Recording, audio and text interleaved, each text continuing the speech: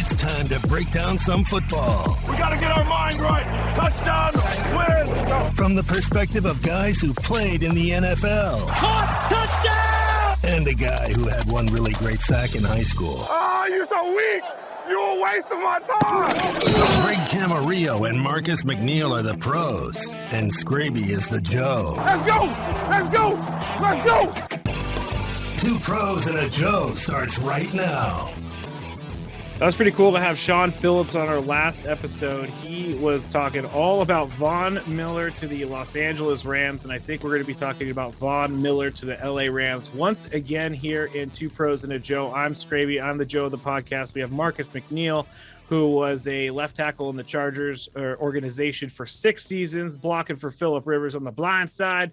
Then you got Greg Camarillo. He was a wide receiver in the NFL for 8 seasons for 4 different ball clubs. We learned in the last couple podcasts that he caught the 502nd touchdown of Brett Favre. And I re-listened to this podcast from last week, and I was thinking the whole time, like, Greg is just telling us about how he hates collectibles, but then he's got a whole closet full of collectibles in his house. He sits in a room full of collectibles. He's got a bunch of He's got a bunch of helmets. He's got a bunch of balls. These are game balls too. These are memories from my lifetime. It's not as though, I went and bought a Kobe Bryant signature.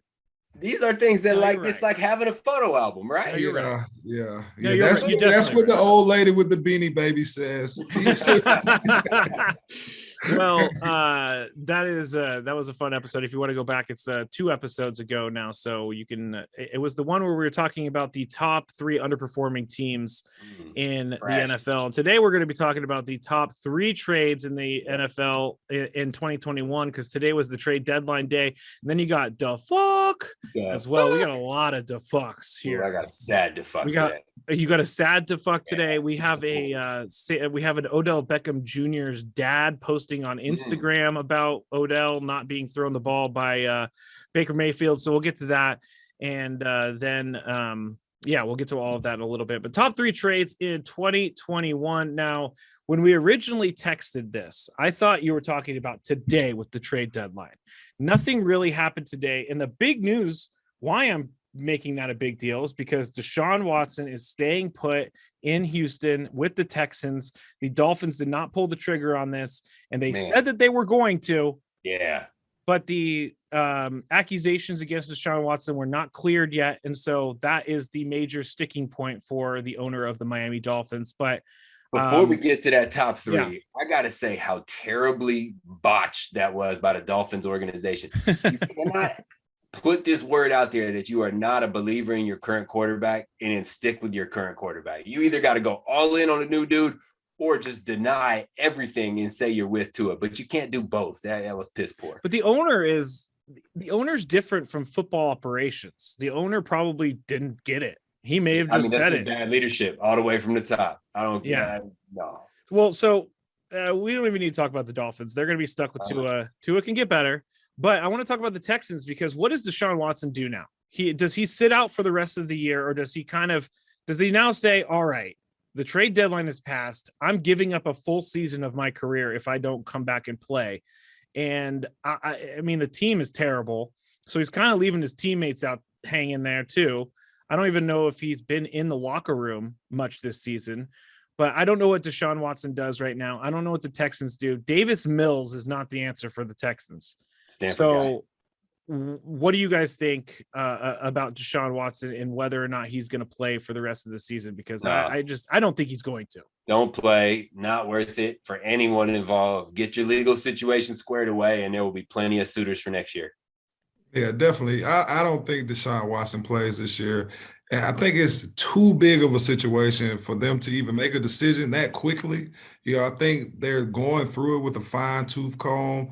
Everybody's being very careful. So Deshaun has enough money in the bank. He was an early draft pick. He has a big contract under his belt. I definitely don't see, him hurting for money for anything right now, but at the same time, I think you just got to let this play out. That's all you can do. The Houston's already bad right now. I don't think anything's really going to change that, That's true. They're not going to go to the playoffs this year. They're not going to go to the Super Bowl. So what's the point of putting a guy out there with generational talent who could risk getting injured for the rest of his life? Yeah. I mean, there's nothing really more to say about it. What do you got, Greg, about this? Amen. You got it. Nailed it.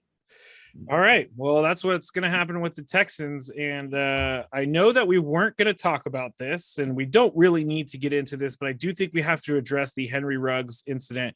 And the reason I'm bringing this up, guys, is because I just got an alert on my phone. We're recording this on Tuesday night, and the Raiders have released Henry Ruggs III for driving while intoxicated and causing a crash that ended up taking the life of a 23-year-old woman. So we're going to keep it positive here on the podcast, but I did think that was breaking news that was worthy of bringing up here. And all thoughts go to all parties involved. I don't want to hear about these people saying, well, he should get no forgiveness. Forgive the guy, or not forgive the guy, but at least look in your heart. Obviously, a horrendous situation. Our thoughts go out to the family of the deceased person in that case. But we're a football podcast, so we'll look at it from the football perspective. He was a huge part of their success this year on offense. He's averaging 19 plus yards per catch. That deep ball opens up everything. Everybody else becomes open when you got to do with that speed and that talent running deep. And now they don't have that. And that's not something you can just go replicate. That's a first round draft pick talent. You can't just hire the next fastest guy and say run deep. Yeah, I think this is the second blow to the Raiders this year. And I think just completely, and not to overshadow what's happening at all, because let's be real here. You know, like the situation with the family losing their loved one, they get the utmost respect from me. You know what I'm saying? My condolences, and I hate it, but we're talking about football right now, and the Raiders just took two big blows this year that I don't think they'll be able to bounce back from. You know what I'm saying? Agreed. You say bounce back from like this year or in the near future? I think it's going to take them maybe a year or two. You know what I'm saying? You got to find a new head coach to come in and really get the team to come back to get behind. You know, they lost John Gruden. And then Henry Ruggs, like you have to find a new weapon in him, you know, like he was like somebody that you were looking forward to for the future, like a lot of other Alabama wide receivers. John Jackson just hit the market from the Rams. He was released. Yeah. And I'm not saying he's Henry Ruggs. By no means am I saying that. But he can run the deep route still. That might be a good fit right there. Yeah, absolutely. I saw that too, Greg, earlier.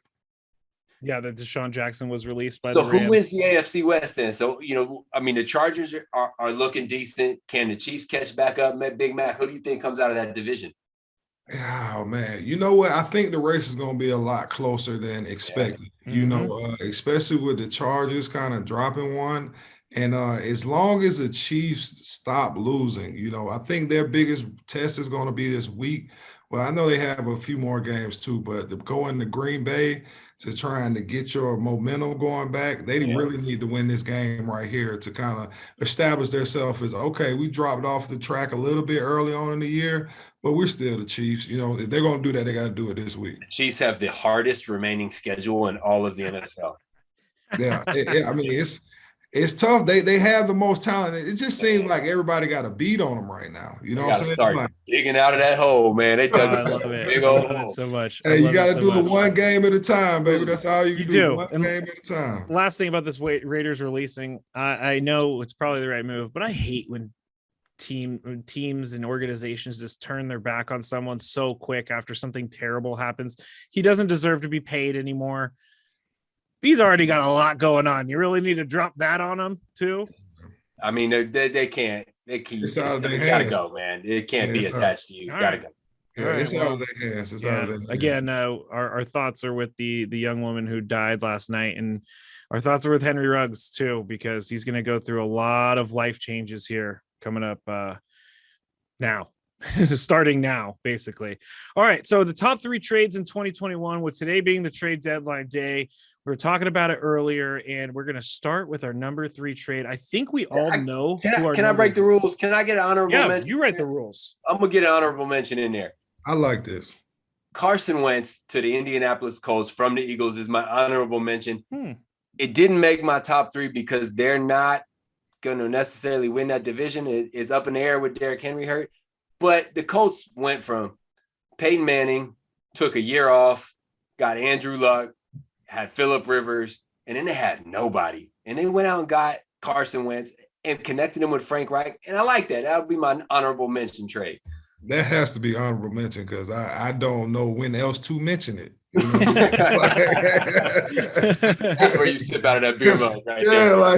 I don't know when else to mention it. Yeah, you know what I'm saying? Like shit. Because that pass he threw coming out the end zone this weekend was all right. Hold on. Can we dive into that for a second? Though? All right. So look, they were. Was it tied? What are you talking? Sorry. No, we're talking Carson Wentz interception coming out. Oh God, one of the worst interceptions. Well, look, all right. So your options are. What was the score at that point? Does anyone remember? They're trying to get back. It was close. Right? Yeah, it was close. So you take a sack, you lose 2 points and possession of the ball. So you're really screwed. You throw the ball, hoping to get an incomplete. You get a pick 6, but then you get the ball back. Right. And I think it was tied at that moment because then they had a chance to come back. Yeah, they tied. So would you rather be down 2 without the ball or down 7 with the ball? I understand, but that was not what went through his mind. No, it wasn't. You're right. You're right. That is too Tom Brady-esque of That's fair. You're right. That didn't go through his head. That was really funny, though. That was really, really funny because everybody's like, "What are you doing?" You just tried to make Carson Wentz Tom Brady. All right, honorable mention Carson Wentz. All right, let's roll. All right, honorable mention. Also, Titans didn't make any moves today at the trade deadline, even though Derrick Henry is going to be out for the rest of the season. That's kind of interesting as well. They picked up my former teammate who a decade ago was amazing. Oh, they did. They brought in all day. Yeah. AP. He's a little old, you think? He's a little too old. I mean, this dude, first of all, when I first met him, you shake hands and like he literally breaks the bones in your hands. Like he's that guy. He is pure muscle. This dude would, like, during walkthrough, someone would challenge him to bang out 100 push-ups. And he would just bang out 100 push-ups, like, with absolutely no problem. When you think about it. It's no problem. Ridiculous. I remember we went to the Pro Bowl the same year, and Adrian Peterson's out there. And I swear, like, you know, the Pro Bowl is kind of chill at practice, right? You know, everybody's coming, you know what I'm saying? It's the end of it. It's like an all-star game. So we're just going to be out here playing a little backyard football. So, yeah. Like Ray Lewis and everybody said this, you know what I'm saying, before the game. He's like, hey, buddy, you know what I'm saying? Yeah. Like, hey, you know, we good, you know what I'm saying? Yeah. So get out here. Hey, AP came all day. You hear me? Like, there is no fast twitch muscle. That guy has no slow twitch. It doesn't exist. And didn't Go ahead. I was gonna say, did he tear his ACL and come back in like 8 months or something crazy like that? Yeah, the dude's not a human, man. Yeah. He was unreal, but he's a little too old. Yeah, but all right. So that's what's happening with the Titans. All right, let's go get into our segment, top 3 trades in 2021, and this is going to span the entire year of 2021. So it's not just what happened today. Greg, you came up with a topic. What is your number 3 top trade in 2021? Number 3 came today. And the Rams are going to show up twice on my list. This one is Von Miller. You know, the Broncos are basically saying we're not winning anything this year. His contract's up at the end of the year. Why don't we invest in our future? And the Rams are saying the exact opposite. We're trying to win it all this year. And I like that move. You put him with Aaron Donald. Check out our last podcast with SP to find out why that's so important. But that's my number 3 trade. Yeah, it's a big one. It's a huge one. I didn't expect it to happen. Marcus, what's your number 3 trade of 2021? I'm actually going with Mark Ingram to the. Ooh, that is a good one. Yeah. That I think that was a good addition for them. You know, Mark Ingram still has a lot. I think he wasn't really getting anything in Houston. They add them to the Saints, and then they lose Jameis Winston this weekend. I mean, they need a little bit more offense to just keep the butt rolling. And it's home for him. Like, that's the people love him in New Orleans. I played there with him. They love him there. That's the good spot. He looked great on Sunday. He looked rejuvenated on Sunday. So my number 3 trade is going to be it's going to be Von Miller. I was trying to see if I wanted to go 3 or number 2 with Von Miller, but after talking to Sean Phillips and seeing what the Broncos got back, because it wasn't just that the Rams got Von Miller. The Broncos also got back a pretty good package. And some are saying that they're going to package this to trade with the Packers to get like Aaron Rodgers or something like that. Hey. They got a 2022 second round pick and a 2022 third round pick. Yeah. Those are some big picks right there. Big picks. Big picks. So Von Miller helping out both sides. All right, Greg, who's your number 2 trade? All right. So the Arizona Cardinals had Max Williams, their tight end, go down early on. Now, this team has all the pieces for a championship. They lost their tight end. They went out and got Zach Ertz. I love that pickup. I think in the next couple of weeks, once he learns all the offense and starts molding into the offensive scheme, it's going to take off. And I like that pickup. Number 2. Marcus? I'm going with Von Miller, number 2. Same reason as you guys. I think adding him to that team right now just gives them a 3-headed monster on defense that I think every offense in the league is going to be worried about. Yep. Yeah, my number 2 trade here is going to be I really struggle with these lists. I'm going to say it was a non-trade. It was a non-trade. And it will be that the Browns did not ship out Odell Beckham Jr. because it's crazy. We got to check the rule book on this. Okay, so this doesn't count. This doesn't count. It does not count. I don't want these lists. He's not really worried, really anxious about your list. I'm always anxious about my list. Fine. My number 2 trade would be Laurent Duvernay-Tardif to the Jets. Okay, so I'm just kidding. I don't really have a number 2. I'm being a weirdo tonight. I cannot figure out how to list my people. Okay, I'm gonna go Melvin Ingram to the Chiefs because I like what Mike Tomlin said about him, and then I'll move Von Miller down to my second one because Von Miller is going to be an impact player and he's going to impact as soon as he gets on the field. I like the Melvin Ingram. Kansas City needs any help they can get, so why not? And let's come back to Mike Tomlin after our lists are done. Okay, all right, number one. I believe the saying goes, scare money don't make money. Scare money don't win money. What is it? Scare money don't make no money. There you go. The Rams, they are not playing with scare money and their money being their draft picks. 2 first-round picks and a third-round pick to get Matt Stafford, and every penny looks worth it right now. I love that pick. Hey, we could go and come right to me because I got the same pick. You know what I'm saying? Matt Stafford looks like money. Out there, he was sitting there hiding up there in Detroit. They finally brought him to Hollywood, and he looking like Hollywood right now. He looked like money. He does. And I'm gonna have to go with Matt Stafford too, because the quarterback position is the hardest to find a what is the word I'm looking for? Consistent franchise player. Matt Stafford's that guy. Jared Goff is on a 0-8 Lions team. He went from LA to Detroit. He went from winning to losing. Oh, he's still got $100 million contract, so it's okay. Yeah, he'll be okay. But I really feel like he got the short end of the stick. And then his own coach in Detroit's calling him out, and then he starts playing worse after his coach calls him out. I'm like, hey, coach, you haven't won a game yet. How could you call it your quarterback when they haven't won yet? But whatever. So all right. So back to Mike Tomlin. Yes. Fucking love this guy. So first of all, he's been a head coach for 15 years. Last week, the reporters asked him about the SC job. And he politely tells him to fuck off. He's just like, don't bring that shit to me. Like, why would I leave here? And then they looked like ass early on, and they got it together. Like, that is hard to do, to take a team that's struggling, not adding any talent, and start turning it around. Shit, Mike Tomlin, man, great coach. Hey, I think the best part of Mike Tomlin for me this year was when he was really honest about Big Ben and his athletic ability. He was like, everything's there besides the mobility. You know what I'm saying? Like, so clearly he's not mistaken on, what he has talent-wise in the quarterback position, but he still believes in his guys. And like he said this week, he got the best job in the world right now. Why would he possibly go somewhere else? Yeah, if he's not going to get kicked out of the Steelers, then his office is like he's moved into his office. His office is his room. You can't just leave. That's a great thing about the Steelers is they pick a coach and they stick with that coach. Like when you pick a winner and you just ride it out. And that's why they've been so strong as an organization. They don't make scared decisions. They just rash decisions. They pick someone and they roll with it and it works. And so when they shipped out Melvin Ingram to the Chiefs, I said it in the last podcast, but Mike Tomlin said, I'd rather have volunteers than hostages. So I don't know. Melvin Ingram was there for like 7 games. He was there for this year. And apparently he was so unhappy with what was going on that he wanted out. I don't know what happened there, but how can you have bad blood in 7 games that you want to be traded? Yeah, and guys don't usually flourish when they get kind of kicked out of a team like that. It's not like they suddenly become amazing in their next stop.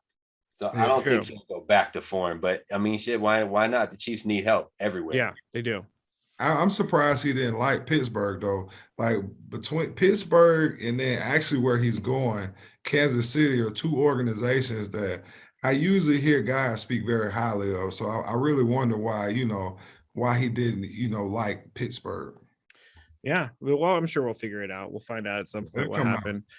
Before we get into the fuck, I wanted to put in an honorable mention for a terrible trade that was made on October 6th. Ooh. So it would be when the Patriots traded Stephon Gilmore to the Panthers for a 2023, not even next season, but 2 years from now, a 6th round pick. That is like Bill Belichick does not lose trades. What is he doing there? That is crazy. Yeah, I mean, why wouldn't you just throw a 6th round pick out there just to see what you can get? Yeah, I guess. And then Bill's like, all right, he's gone. He's on your team now. But Stephon Gilmore also went to a team at the time when he got traded. They were really good, and now they're like not really good. So he's kind of stuck in Nowheresville.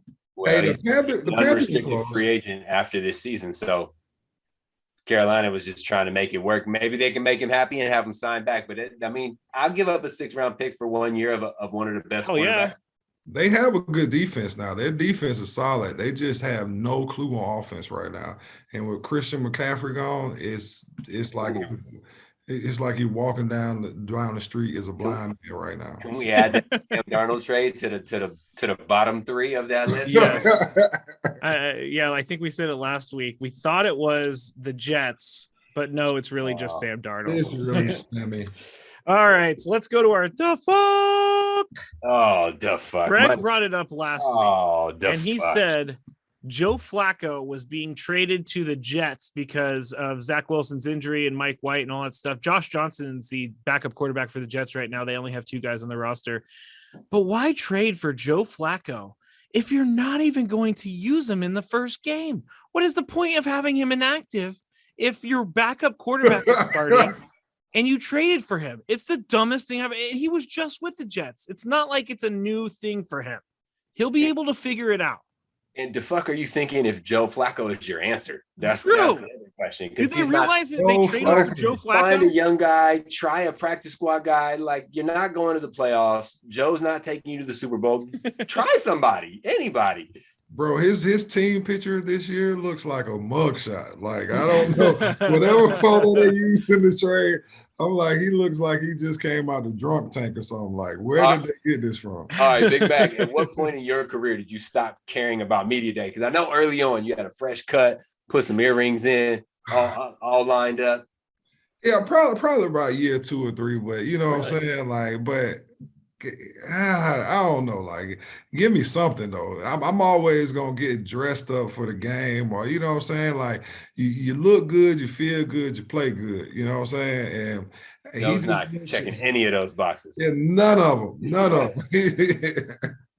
Yeah, Joe's definitely not checking any of those boxes. But I was sitting there watching, and Mike White went out of the game, and I'm like, "Okay, here we go. It's Joe Flacco time." And then they show Joe Flacco on the bench with that little stupid earpiece in his ear. I have another one, unless you guys want to go first. Can I get mine in there? Yeah, go for it. All right. Go ahead. So primetime TV on Thursday, Packers versus Cardinals. The Cardinals get the ball back. They got to go 99 yards with like a minute something, I think. Yeah. This is like Kyler Murray's moment. This is his time to show he has arrived against Aaron Rodgers. And he does arrive all the way down the field. Ooh. 15 seconds left, I believe it is. No timeouts. You got to throw the ball in the end zone. Everybody in the world knows it's a pass, except for AJ Green, who runs it. So this season, he wasn't blocking. He wasn't running a route to catch a ball. He wasn't even looking for the ball. And then there's a great interception. But the fuck are you thinking, AJ Green? You can't. It's not a run. Even if you Just turn around. Get on the game. Oh man, that hurt. That hurt my soul. It hurt to look at. It hurt to look at. Like that was the worst. Like, when it's all on the line, you got Aaron Rodgers, Kyler Murray, like this is it right now, and then you get nothing. It's like when you watch. It's like when you watch one of the movies and you like it in, like what the fuck? It's over. It's over. My time. Was that? Yeah, like that's how I felt at the end of that one. That's a good one. I forgot about that one, and it was true because Greg tweeted right after that. He's like, "What in the fuck were you thinking?" I mean that like in a game like that can come down to getting a bye in the first round. That could come down to home field advantage. Like that can change literally your entire season. And his ass just didn't look. It just didn't look. Yeah, that was it. I got Marcus?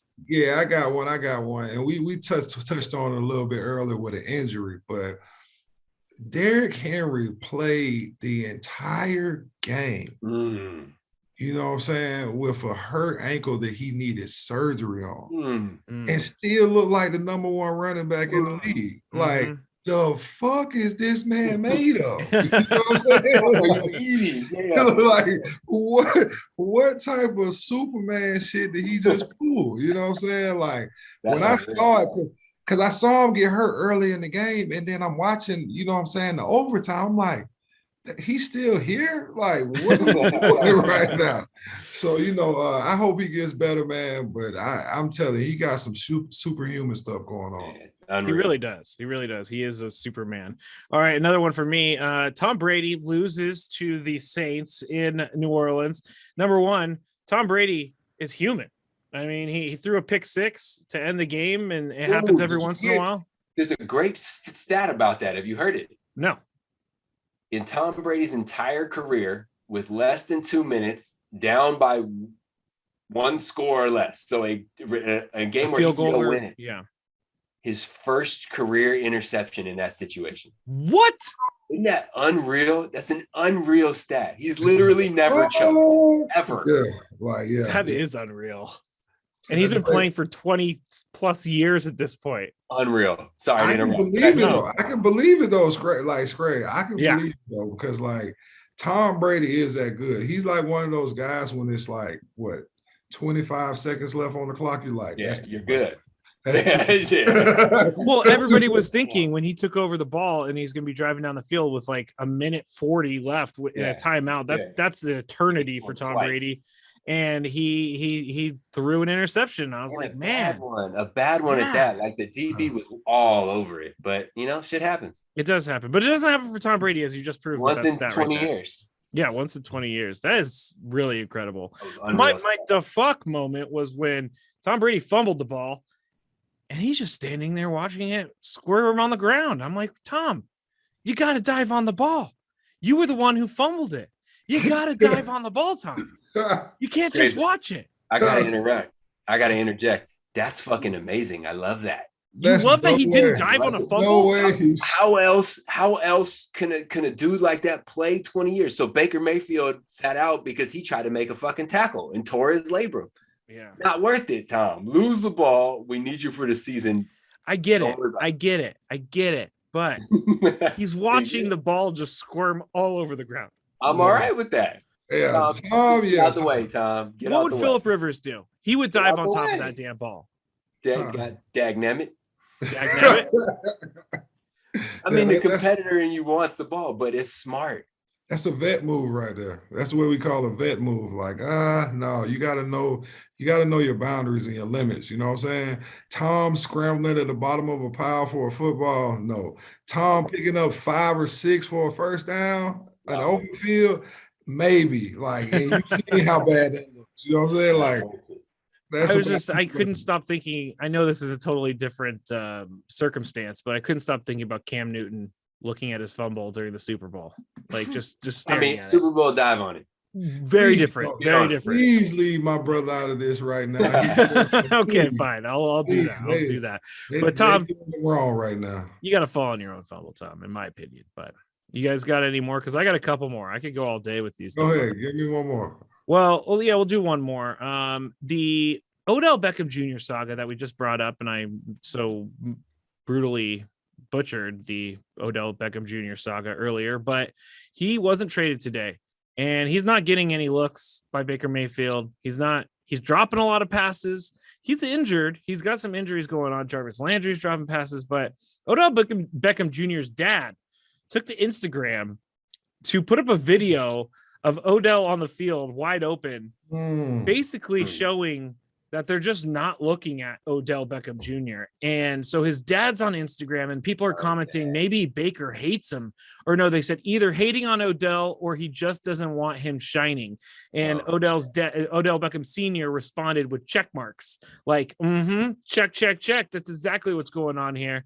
I don't ever want my dad tweeting about was it LeVar Ball? Is that the big LeVar Ball is the dad? Oh, that's exactly what I was thinking of, bro. Oh, it's the worst, man. Pops, come on. First of all, how old is Pops? Why is he on Twitter? Chill out, Pops. He's on Instagram. Oh, Instagram. Okay, that's even worse. I mean, that's fair. That's even worse. No, because like Pop should be on Facebook. There's levels to it. he might. Right. He's a little too old to be on Instagram. Like he probably caught some cheeks on Instagram and can't stop scrolling. You know. Here's his hashtags too. He posted a million hashtags. Hashtag I'm a father before anything. Hashtag my twin, which is very strange because that's actually your son. Hashtag my ace. Hashtag my A1, hashtag I'm hurting for, hashtag playing hurt, hashtag I hurt for him, hashtag this really hurts, hashtag very hurtful. Facebook quality hashtagging right hashtag disrespectful. You see why you take old people's Instagram? You see? Hashtag when I hurt the hurt I know. Hashtag I love Cleveland, but like I love home. He clearly doesn't understand what a hashtag. I'm not done yet. Yeah, he's just making up shit right now. I'm not done yet. Hashtag I love my son. Mo. Great. Hashtag open. Hashtag 24/7. Hashtag Beckham legendary. On top of that, fucking LeBron tweets out. He did. Hashtag free OBJ. He called in all the troops to try to get freed. He really did. And I brought this up on the talk show today, and I was like, man, can LeBron James pick a team and stick to it? Because it's just like he's whatever. A Cleveland guy. He's from Cleveland. I know, but he's a Cleveland guy. He's a Cowboys guy. He's a Rams guy. He's an everybody guy. I mean, you've seen his NBA career, haven't you? He clearly played for 3 teams. Whoa! This is LeBron James now, guys. Calm down. Now three teams 4 times. Hey. Yeah, he's Miami, Cleveland, like he just likes different teams. That's his thing. I have no problem with him playing for different teams, but he's like a fan of every single team that'll get him the most likes in that moment on Twitter. So, ooh, Scrapes. Is this vacation Skraby back in it? No, this is the anger of you. Yeah, like you're angry as a Niner fan. That's what that is. You're angry again, Scraby. What's going on? And for anybody listening who needs to know how to hashtag, it's not just putting a pound sign before words. You have to actually have something to hashtag. Like hashtag very hurtful is not a hashtag I want any human being, adult, talking about. Very hurtful. When I hurt, the hurt I know is what another one. Like a whole bunch of people just crying and shit in the hashtag. Oh man. Well, this was a pretty good week of football. We'll be back next week. Week 9. Can you guys believe it's already week 9? This is insanity, bro. Insanity. But we'll be back. I'm Skraby. That's Greg Camarillo. That's Marcus McNeil. Go to twoprosandajoe.com, please. Go and look at it, share it, subscribe on our podcasts. Make sure you download them all. Hashtag it. Hashtag it. Love that shit. You know what I'm saying? It's gonna be hashtag very hurtful if no one goes to the website. So. All right, that's it for this episode. Talk to you all next week.